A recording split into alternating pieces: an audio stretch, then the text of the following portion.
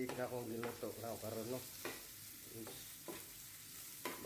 akong edition is kabitsi. Oh, gipray na nako akong isda, tilapia ni mga birds. Giprito na ko daan. Luto na. Then para mahimo ang kabitsi, magisa mo kada ano, lamas, arok, bombay, din pati carrots. Ganito ang paraan. Oh. Then dahan-dahan lang apoy. Lagyan ng toyo mga birds.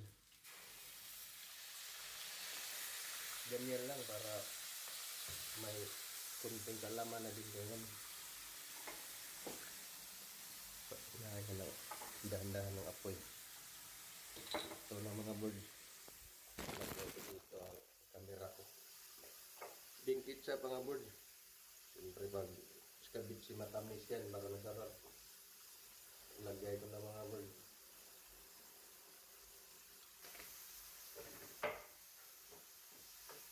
Imikos-mikos mga birds. Bento, para may sabaw. Ganyan lang mga birds. Oh, it's up. May oyster sauce din tayo mga bird. Lagay din ng konti. Pwede rin din wala. Sa malikot na pag-iisip, pag may alam, marami ng paraan or diskarte. Din pakuluin ang tubig mga bird. Para pag kulo na, ilagay na tong tilapia. Yan ang proseso ng paggawa ng ceviche mga bird. Kasi Christmas wala tayo sa Pinas, dito tayo sa Saudi ngayon. Magluto lang tayo.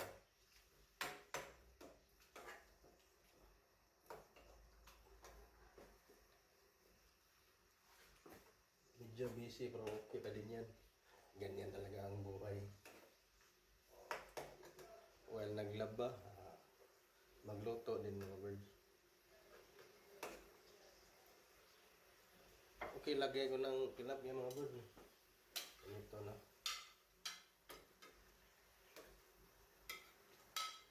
Timpla lang kulang nito mga birds.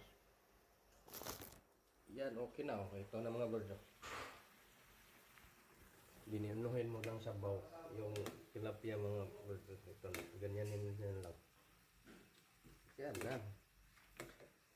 Okay, thank you for watching mga birds. Bye-bye. Don't forget to share, like, and comments. Babos. God bless you all.